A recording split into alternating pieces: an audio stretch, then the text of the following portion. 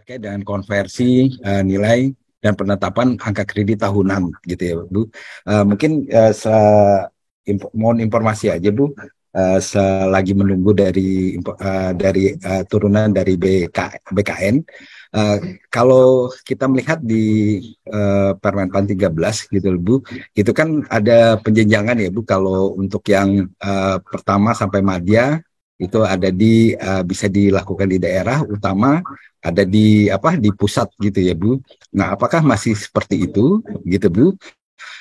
Kemudian yang kedua Bu, pertanyaan kami Bu, kalau kita melihat di Permen 13 itu, jadi bila mana tidak ada formasi, bila angka kreditnya sudah mencukupi, Bu, dia bisa naik pangkat gitu ya, Bu. Nah, jadi dia tidak bisa naik pangkat, tetapi di dalam jenjang yang sama.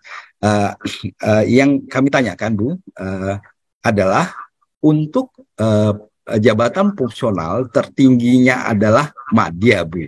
Ini Bu, apakah dimungkinkan Bu, ini dia bisa naik pangkat satu tingkat di atasnya, gitu Bu? Karena ini kan yang mentok kan yang di 4C, gitu Bu. Terima kasih Bu Ima, Bu Dery. Jadi untuk mekanisme sendiri, memang kalau yang sebelumnya kan ada ya, tim penilai daerah, tim penilai pusat, tim penilai instansi pembina gitu ya, istilahnya kan seperti itu. Kalau sekarang sudah murni Pak oleh atasan langsung semuanya. Jadi pejabat penilai ya, dalam hal ini adalah pejabat penilai. Jadi pejabat penilai itu kan definisinya adalah atasan langsung atau pejabat lain yang ditunjuk gitu ya. Jadi murni kalau misalkan ternyata pejabat penilai kita adalah atasan, otomatis nilai adalah hasil dari konversi langsung oleh atasan. Jadi nanti begitu SKP keluar, kita predikatnya apa, ya sudah, itu langsung kita konversikan menjadi nilai angka kredit kita, Pak. Jadi lebih simple, lebih cepat karena udah otomatis langsung keluar nilai angka kreditnya gitu. Tapi memang untuk dalam hal misalnya kumulatif kenaikan pangkat, nah itu nanti perlu sifatnya gini Pak, gambarannya. Misalnya nih di tahun pertama saya dapat predikat kinerjanya baik, saya muda berarti saya 25. Di tahun selanjutnya saya dapat predikatnya sangat baik, saya jenjangnya muda, saya dapat 37,5 dan seterusnya dan seterusnya. Kalau jadi kita juga harus perlu aware kira-kira nih dalam di tahun keberapa sih kita bisa mengumpulkan nilai angka kredit kumulatif kenaikan pangkat gitu. Jadi kita harus harus bisa memprediksikan sendiri. Karena itu juga kita mendorong kita untuk mendapatkan kinerja yang terbaik lah, istilahnya seperti itu.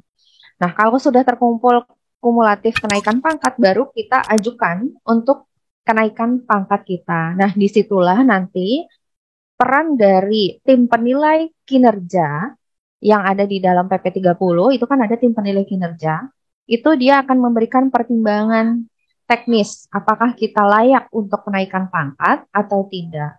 Karena kan syarat dari kenaikan pangkat tidak hanya angka kredit kumulatif ya, tapi kan ada juga syarat-syarat lain, misalnya kinerja bernilai sangat baik atau kinerja baik itu selama berapa tahun berturut-turut dan sebagainya gitu. Jadi mungkin mekanisme seperti itu. Barangkali ada yang belum terjawab, Pak? Terkait itu kenaikan pangkat ya Bu, bila mana formasinya tidak ada gitu kan, itu masih Oke, bisa. iya. Kemudian kalau yang tidak jenjang tertingginya dalam jabatan fungsional itu madya Bu. Madya ya. Ya, Iya, apakah masih Pak. memungkinkan untuk naik ke pangkat Belum lagi bisa. Bu? Masih Belum Bu. bisa, Pak. Iya, Belum iya, bisa. Iya, dia iya. harus ada formasi naik ke utama dulu, Pak. Kenapa? Karena penetapan untuk kenaikan pangkat 4 4D dan 4E kan ada presiden. Gitu ya, Iya. Pak ya. Iya, kenaikan untuk yang utama juga nanti penetapan di utamanya adalah oleh presiden. Makanya belum bisa dimungkinkan kalau yang 4C udah mentok di media, belum ada formasi, dia belum bisa untuk yang diusulkan ke 4D-nya. Barangkali seperti itu ya, Pak.